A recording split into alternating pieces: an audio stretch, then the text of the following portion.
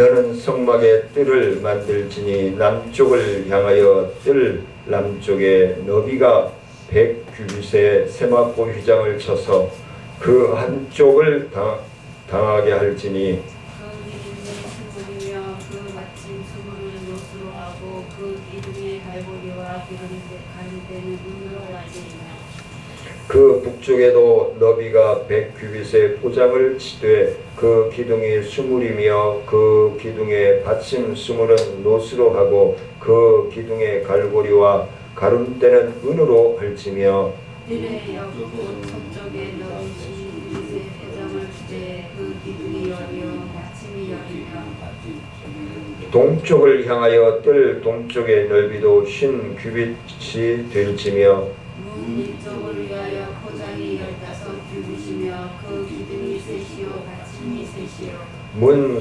저쪽을 위하여도 포장이 15규빗이며 그 기둥이 셋이요 받침이 셋이며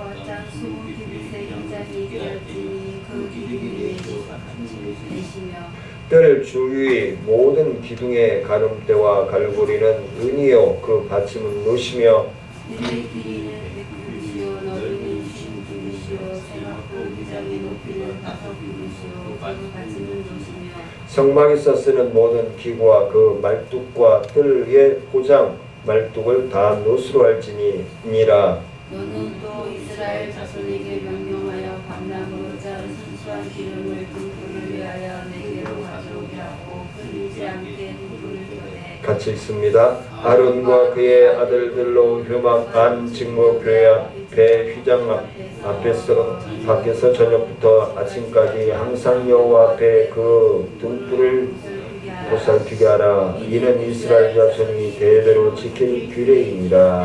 아멘.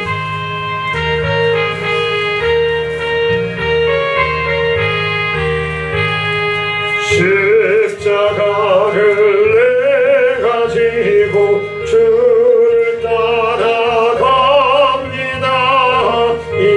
이제부터 예수로만 나의 몸에 삼겠네. 세상에서 무기여와 모두 잃어버려도 주의 평안 내가 받고 영생 복을 받겠네. 주도 곤욕당했으니 나도 곤욕당하리. 세상 사랑 감사하나 예수 진실합니다. 예수 나를 사랑하사 빛난 얼굴 보이면 원수들이 미워해도 염려할 것 없겠네.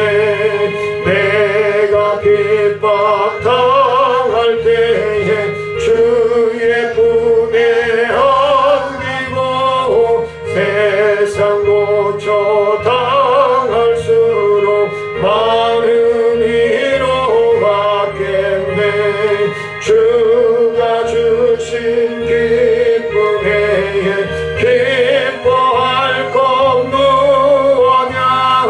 주가 나를 사랑하니 기뻐할 것뿐일세. 아멘. 오신 아버지 하나님 감사를 드립니다.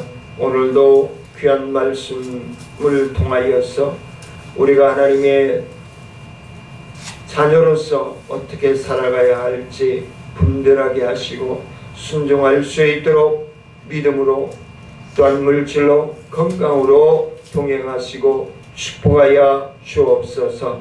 갈급하며 사모하며 예수님의 이름으로 기도드리옵나이다. 아멘. 계속 그 성막에 대해서, 성막 기구에 대해서, 그리고 성막 뜰에 대해서 말씀을 한 6주째 나누고 있습니다. 성막들을 둘러칠 성막 포장의 규례에 대해서 말씀해주고 있는데 그 규례들을 그리고 그 등불, 오늘 본문에 등장하는 등불에 대해서 말씀을 나누고자 합니다. 그래서 성막 포장은 성막을 세상과 구분짓는 담이었다라고 얘기합니다. 그렇다고 해서 지금 교회가 세상과 교회 안이 구분되어지면 안 됩니다. 이 구분은 담을 쌓으라고 하는 얘기가 아니라 구별할 수 있는 삶을 살아가야 한다는 거예요. 예수 믿는 사람들이 예수 믿지 않는 사람들보다 못한 욕을 먹고 그리고 예수 믿지 않는 사람들과 같이 행한다면은 그것은 잘못된 것이다 라고 말씀하고 있는 것입니다. 이게 수정이 안 되어 있네요. 그래서 그 어떤 뜻을 우리가 헤아리면서 나아가는 것, 그것이 바로 믿음의 삶임을 말씀해주고 있는 것입니다. 하나님의 말씀을 믿고 따른다 하면서 하나님의 뜻을 구별하지 못하고 나아간다는 것은 올바르지 않다라는 것을 말씀해주고 있는 것입니다. 그래서 우리가 하나님의 뜻을 구별하고 믿고 나아갈 수 있는 삶이 되어졌으면 좋겠다라는 생각을 가집니다. 자, 그래서 첫 번째로 구원의 문은 어느 누구에게나 열려져 있다는 것을 말씀하고 있는 것입니다. 그래서 구원의 문이 왜 누구에게나 열리나 조금 아까 설명드렸죠. 서론에서 담을 쌓고 구분하는 그런 것이 아니라 오히려 그들에게 본이 되어지며 믿음의 삶을 살아야 된다라는 것을 구분되어지가는 저 사람 예수님 믿는 사람 맞아. 저런 역시 예수님 믿는 사람은 달라 라고 하는 소리를 들어야 된다는 것이죠.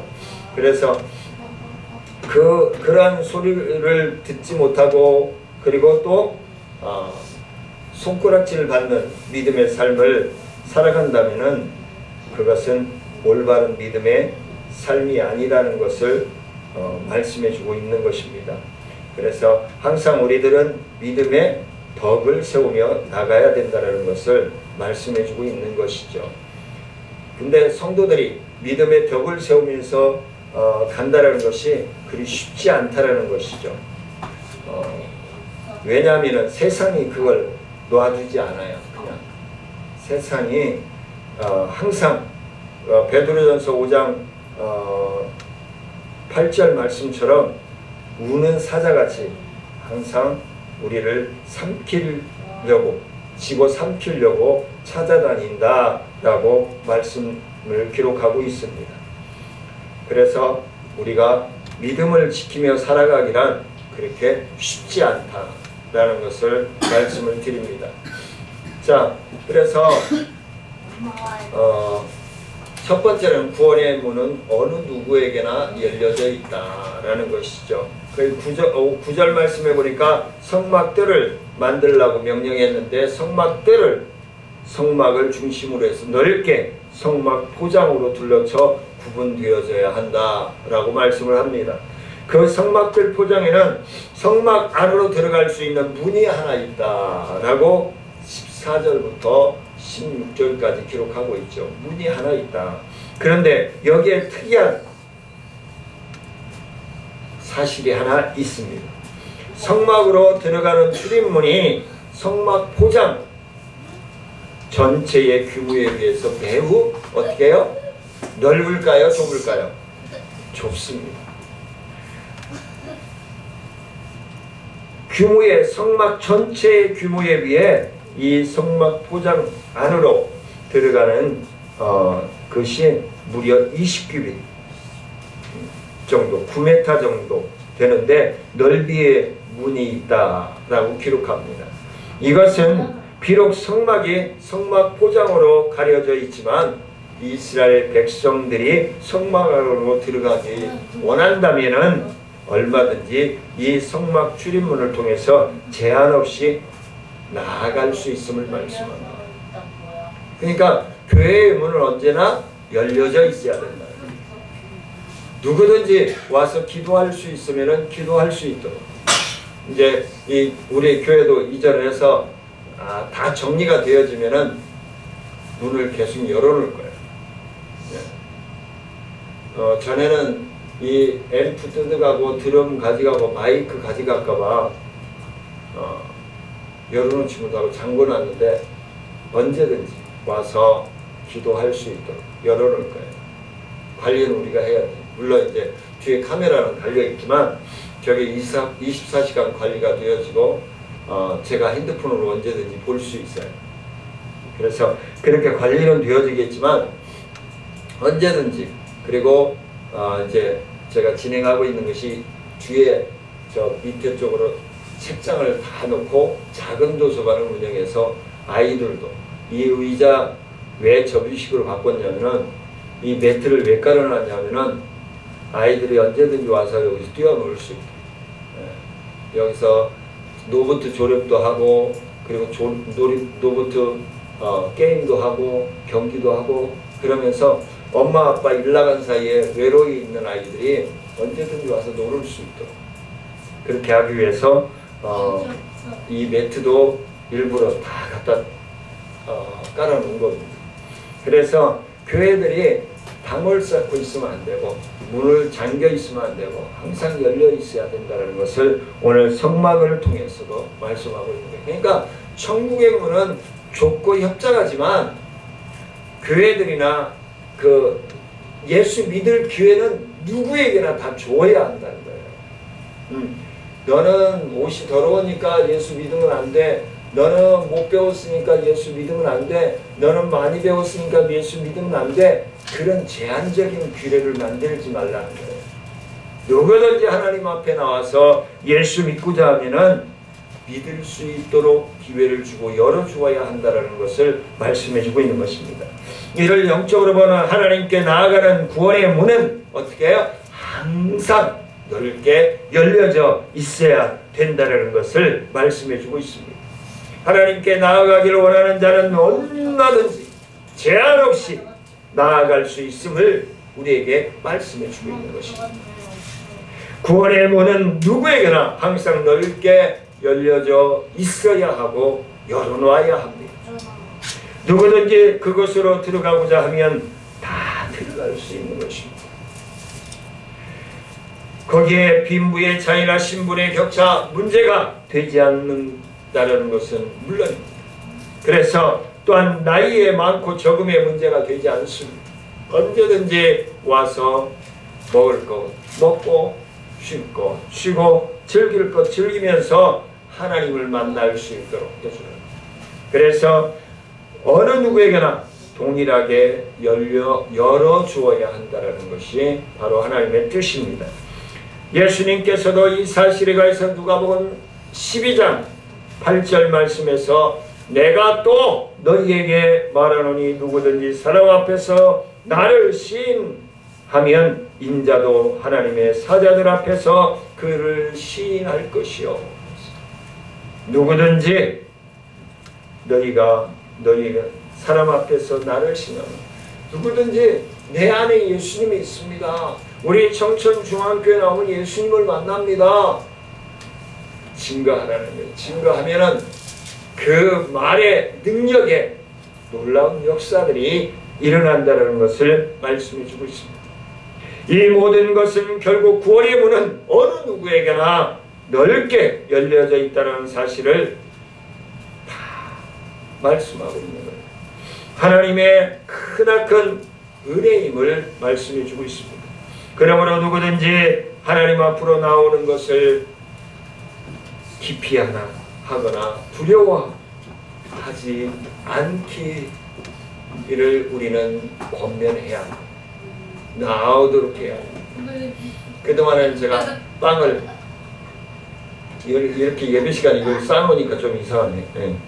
빵을 주민센터로 갖다 주고 그랬습니다. 근데 오늘 소망병원 설교를 가려고 빵을 차에 다 놔뒀다가 소망병원 우리 박 목사님이 나한테 너무 미안하다고 한 달에 한 번씩 그 먼 길을 와서 말씀을 증거하기 위해서 오는 게 너무 미안해서 부담이 된다고 1년에 한두 번만 큰 행사 때 와서 설교를 해달라고 아침에 연락이 와서 부랴부랴 이 주민들에게 이제 이 주변 주민들에게 이따 예배 마치고 점심 드시고 소화도 시킬 겸 요 밑에 상가들 싹 갖다 주고 길에 지나가는 분들도 좀 주구랑 같이 주시고 교회가 이사 왔습니다 그러고 하면서 나눠주세요.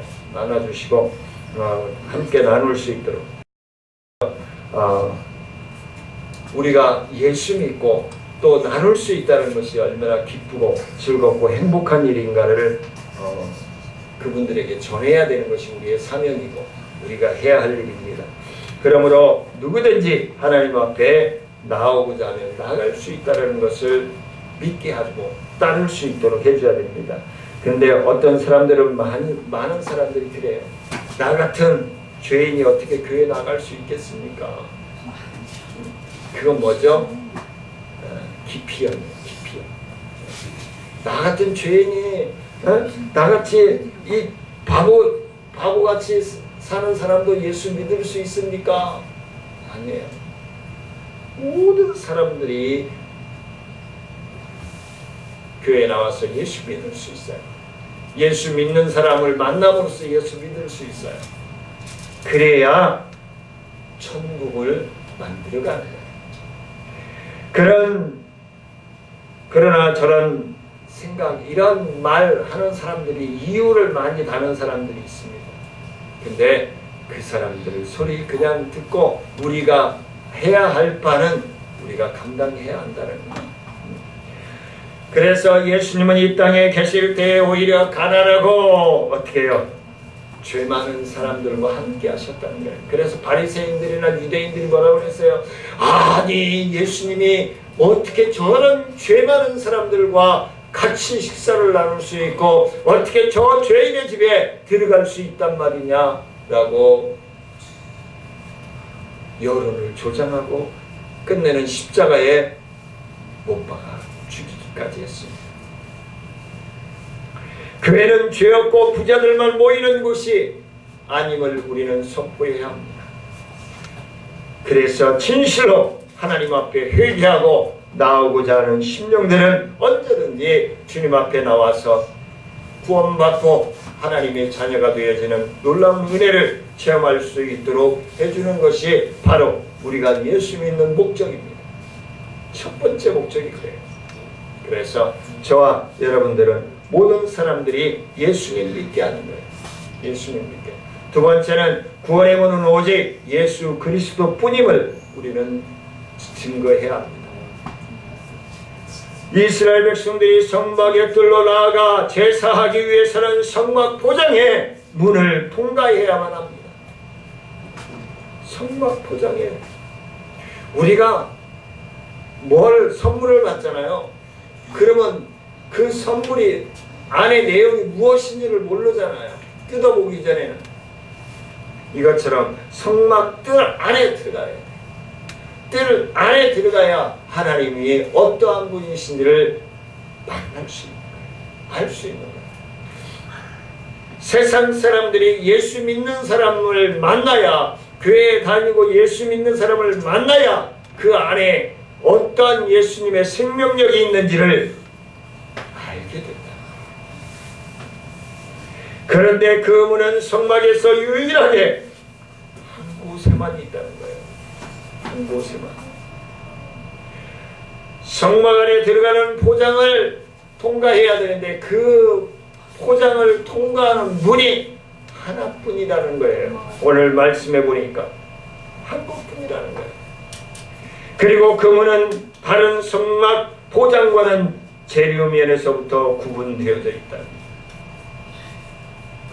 성막 포장의 다른 부분은 모두 세마 포장으로 되어 있었던 반면에 그 문만은 유독 제일 안쪽에 양장과 동일한 4가지 색깔로 만들어져 있다라고 14절로 16절에서 말씀해주고 있습니다. 다른 성막 포장과 다르게 성막 안으로 들어가는 문의 포장이 유독 제일 안쪽에 양장과 동일하게 4가지 색깔로 구분되어져 있다. 그런데 이미 살펴본 대로 성막 제일 안쪽의 앙장은 예수 그리스도의 사역과 품격을 예표하고 있는 예수 그리스도의 사역에 대해서 교훈하고 있는 말씀이기도 합니다. 성막들의 문을 구성하던 상위 성막 제일 안쪽 앙장과 동일한 4가지 색깔로 실로 짜여졌다는 것은 성막들로 출입하는 문 역시 예수 그리스도를 예표하고 있는 것임을 말씀해 주고 있습니다. 그리고 성막들 출입문이 유일하게 하나였고 이스라엘 백성들이 오직 그 문을 통해서만 하나님이 거하시는 성막의 뜰로 들어갈 수 있음을 말씀해 주고 있습니다. 우리가 하나님께 나아갈 수 있는 구원의 문 역시 오직 예수 그리스도뿐임을 말씀해 주고 있는 것입니다. 예수 그리스도만이 죄인의 하나님께 나아갈 수 있는 유일한 구원의 문임을 말씀해 주고 있는 것입니다. 기모리. 그쵸? 그쵸? 이와 관련해서 예수님께서 요한복음 14장 6절 말씀에서 내가 곧 길이요 진리요 생명이니 나로 말미암지 않고는 아버지께로 올 자가 없느니라 라고 말씀을 하고 있습니다.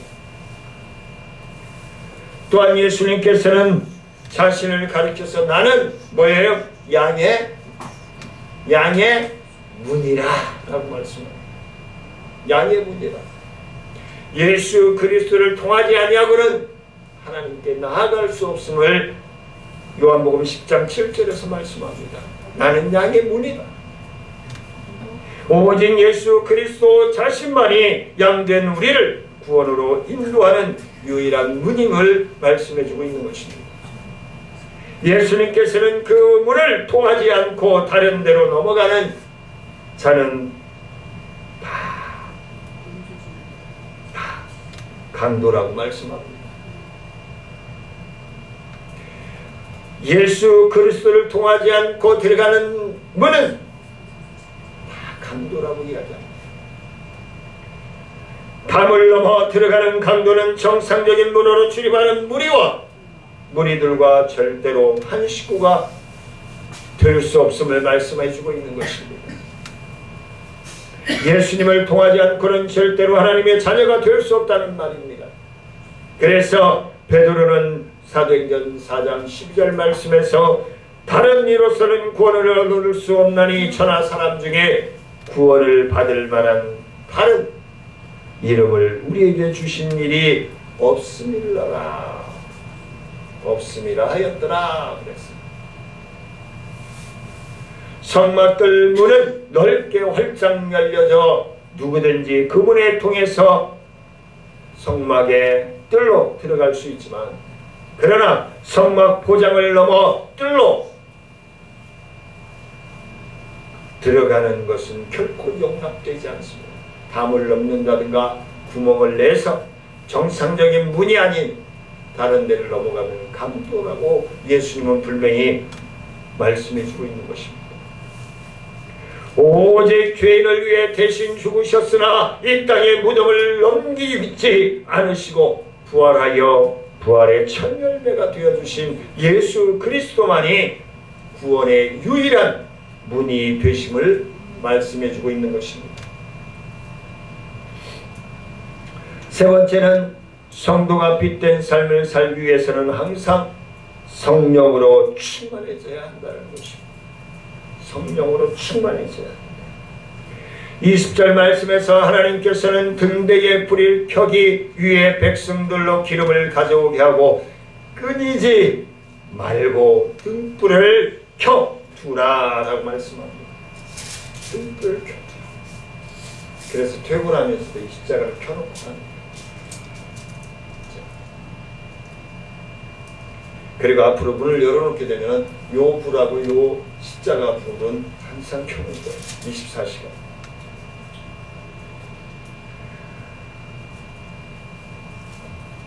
본문 말씀을 통해서 등대는 죄로 어두워져 있는 세상에서 빛된 사명을 감당해야 할 성도들을 상징하고 있습니다.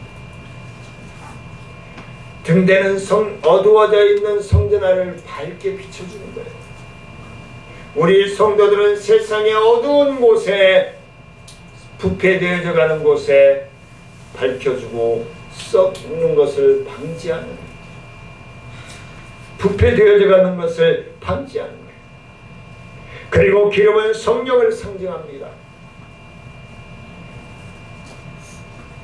본문에서 20절에서 기름이 떨어지지 않게 하라고 그랬잖아요. 여기서 기름 하니까 지혜로운 다스처녀와 지혜로운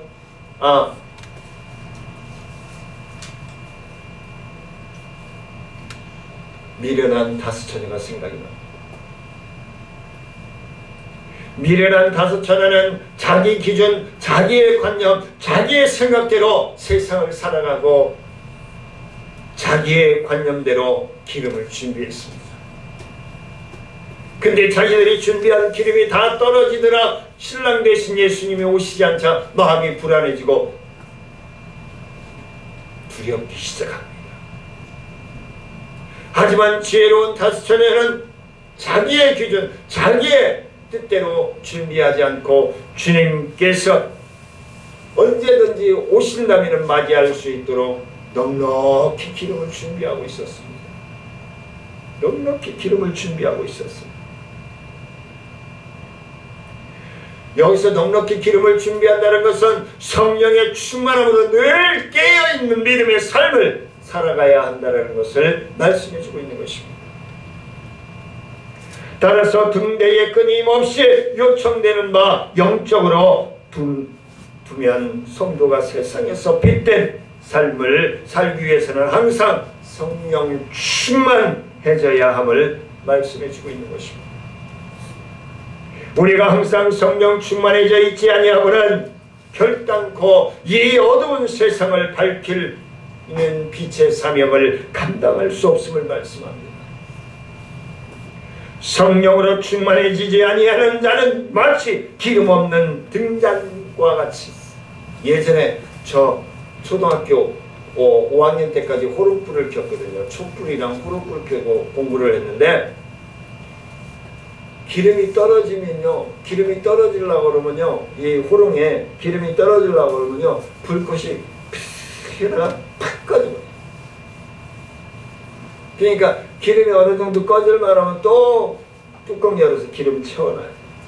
그러다가 기름 채우다가 불 나는 경우도 많고. 그 꺼지려고 하면 기름 채우려고 하지 말고 좀 불안하잖아요. 불이 띠리리 떨리니까 항상 기름을 넉넉하게 준비해서 늘 그 기름 호롱불이 흔들리지 않도록, 내 영적인 삶이 흔들리지 않도록, 영적인 갱년기를 맞이하지 않도록 늘 성령 충만함으로 깨어있는 저와 사랑하는 성도님들이 되시기를 원합니다. 그러므로 성도인 우리들은 세상에서 빛된 사명을 온전히 감당하기 원한다면 늘 하나님의 말씀과 찬미와 기도함으로 깨어있는 저와 여러분들이 될 수 있기를 원합니다. 먼저 성령으로 충만해져 있기 위해서 노력해야 할 것입니다. 이제 2019년도 2월 둘째 주를 맞이했습니다. 올 한 해 성경을 저도 한번 읽어보려고 그래요. 네. 목회하고 여기저기 바쁘게 살다 보니까 성경을 정독을 못하는 것 같아요. 그래서 성경을 한번 읽어보려고 목회하면서 이를 위해 기도로 우리는 씨를 뿌려야 됩니다. 기도하지 않고는 성령의 충만함을 유지해 나갈 수가 없습니다. 우리가 성령 충만함을 유지할 수 있는 비결은 오직 끊임없는 기도뿐임을 말씀해 주고 있는 것입니다. 이것은 오늘날 우리에게 하나님을 섬기는 성도는 항상 자신이 가진 것 가운데서 가장 소중하고 값진 것으로 하나님께 헌신해야 함을 말씀해 주고 있는 것입니다. 우리가 하나님께 드리는 것은 그것이 무엇이든 간에 항상 최상의 것이어야 함을 말씀해 주고 있습니다. 그것은 우리가 섬기는 하나님께서는 모든 만물 가운데 만물 위에 계시며 가장 존귀하신 분이기 때문에 그렇습니다. 그렇다면 이제 우리는 한번 돌아봐야 할 줄 압니다. 한 해를 보내고 한 해를 맞이하고 또 시장에서 나아가고 있는 이 시점에서 하나님의 자녀로서 하나님 앞에 최선의 것을 최상의 것으로 드리려고 애쓰고 힘쓰고 있습니다. 혹시 자신이 쓰고 남은 것이나 볼품없는 하찮은 것으로 하나님께 드리고 있지는 않은가? 만일 그렇다면 절대로 하나님의 축복을 기대할 수 없을 것입니다. 그것은 하나님은 우리가 쓰고 남은 것이나 볼품없는 하찮은 것으로 드린 때 우리의 가증스러움고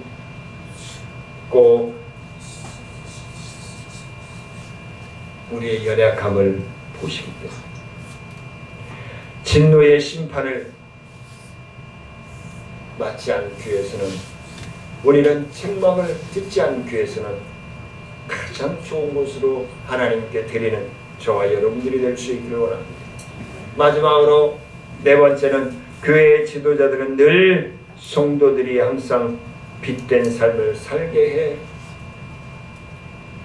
주어야 합니다. 인도자예요. 리더자예요. 21절 말씀에 보니까 아론과 아들들로 하여금 저녁부터 아침까지 항상 등불을 간검하게 하라고 말씀해 주고 있습니다. 여기서 간검하게 하라라는 말씀은 점검하게 하라, 점검하게 하라라는 뜻입니다. 그러므로 여기서 등불을 간건하게 하라고 하시는 말씀은 제사장들로 하여금 성막 안에 등대가 항상 빛을 잘 도록 늘 점검하고 관리를 잘 해줘야 한다는 것. 따라서 제사장들은 등대를 항상 살펴 빛을 발할 수 있도록 살피는 것은 물론 오늘날 교회 지도자들에게도 성도들의 삶을 잘 살펴야 한다는 것을 말씀합니다. 서로 돌아보고 서로 격려하고 서로 권면하고 서로 기도해주며 나아가는 것.